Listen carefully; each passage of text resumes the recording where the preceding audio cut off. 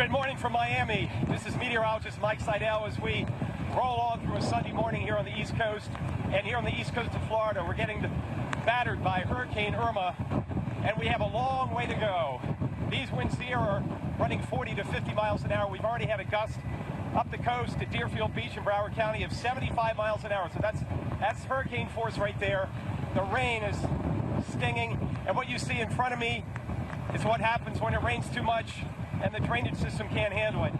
Power is on down here, but about 15% of residents in Miami-Dade have lost power based on the numbers from Florida Power and Light. The other concern is surge. Now, we have backed off on the surge numbers here because the track has changed. A couple days ago, we thought it would be up to 10 feet. Now we've cut it back to 5. And in the next hour or so, when we get daylight, we'll go over about 30, 40 yards from here to the Miami River as it goes into downtown Miami. We'll show you the wave heights and the white caps and just how nasty it is out on the water here. There's also the tornado threat. We've got a torque on of 8, meaning there's an 80% chance of a tornado within 50% of a point.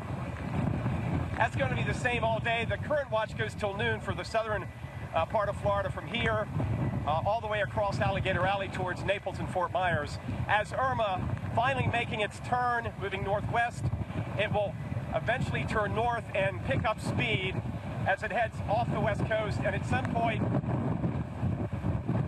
make landfall. We're not sure where that's going to be, whether it's going to be Tampa or north of Tampa, but the entire west coast is going to be dealing with catastrophic winds. Imagine winds at least twice as strong as this, and you get a feeling. All we've seen so far in downtown Miami as far as damage or debris, palm fronds, some trash, some leaves. We've seen a few road signs blow down, but holding our own here at this point, but we're going to be in this for a long time. The only difference is this afternoon, the wind is going to blow offshore, and that will take care of the surge issue with the west wind. And by tomorrow, it'll be a whole different world down here. We'll be able to see how South Florida fared. It's going to be the west coast that really takes it on the chin. Hard to even stand up in this kind of wind. Let's get you back to the lab. Dr. Greg Postel's in this morning.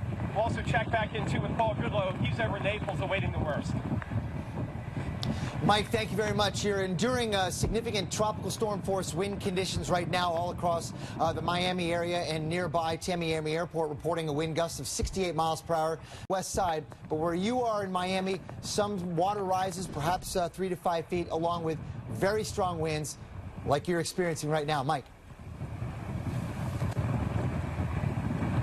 Yeah, Dr. Postel, it looks like the water's come up at least a couple of feet since last night. It's still not over the dock. We have the seawall, and then we go down about 2 feet, and there's this dock where boats can pull out.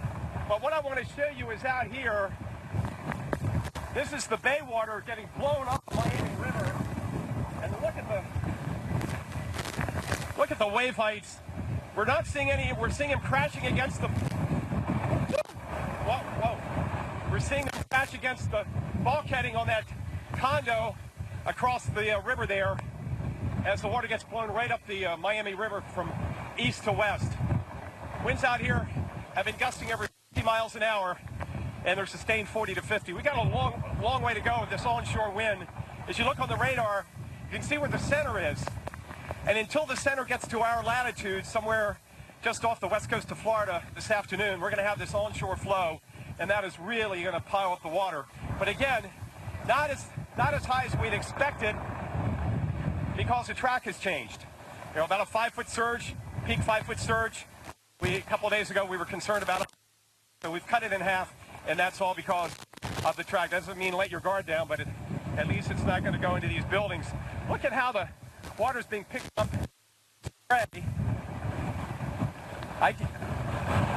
I can barely make it. The visibility's down to power. We know we have a few people staying in the car to ride it out. The charter buildings have been refitted since Hurricane Andrew with more hurricane-proof windows, and that was always the concern down here.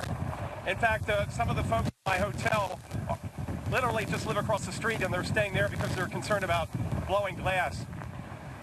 You can look out that way. All you see is a big gray abyss and stinging rain. And this is the way it's going to be, well, for the next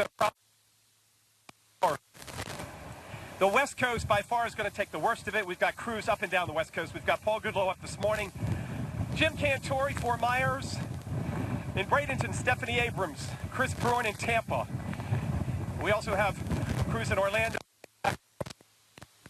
And we'll keep you updated as this thing goes today and tonight. Category on shore, and Mike Seidel has been experiencing some of these very strong winds right there in Miami-Dade County. Mike, are you hearing any sirens going off with the tornado warnings? No, I don't hear any sirens. I can barely hear anything except the roar of the wind here downtown Miami, right off the Miami River, the Brickell area, and this wind is unrelenting. Miami International has gusted to 68 miles an hour, and I'm certain that we've gusted a little bit higher, maybe up to hurricane force, because we're right on the water. I can't even look into the rain. It's stinging so bad, but I want to show you what is about the only thing that's come down. Watch this. Are these palm fronds? Hold on. Watch what happens when I let this go.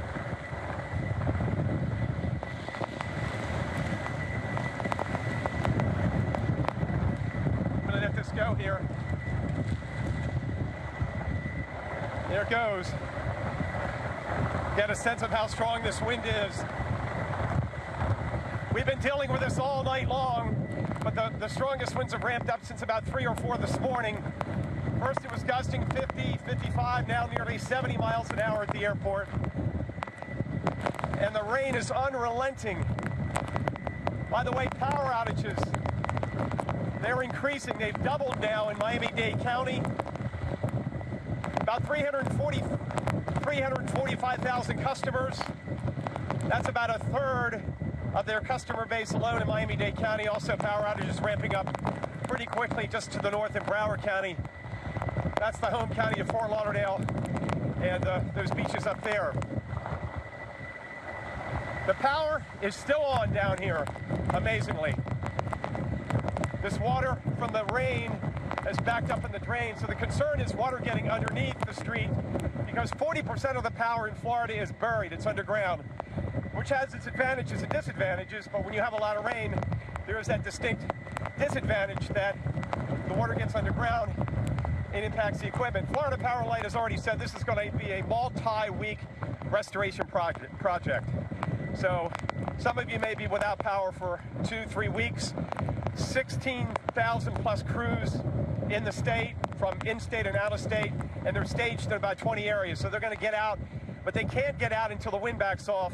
And here in Miami-Dade County, it won't be until tomorrow they can get the bucket trucks up. The winds have to be below 35 miles an hour. Wow. Now, like a spring day right now, the wind just backed off for a few seconds.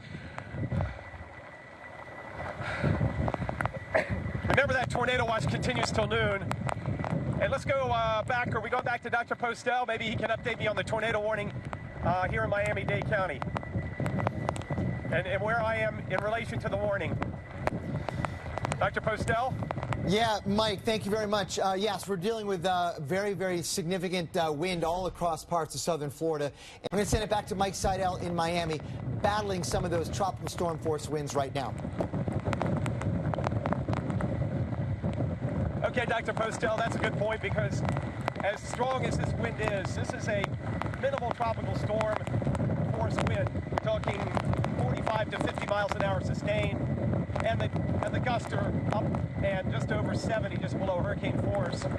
But we have had some hurricane force gusts here in South Florida. As our rain continues to come down unrelenting, that's the way it's going to be all day, at least through a good part of this afternoon.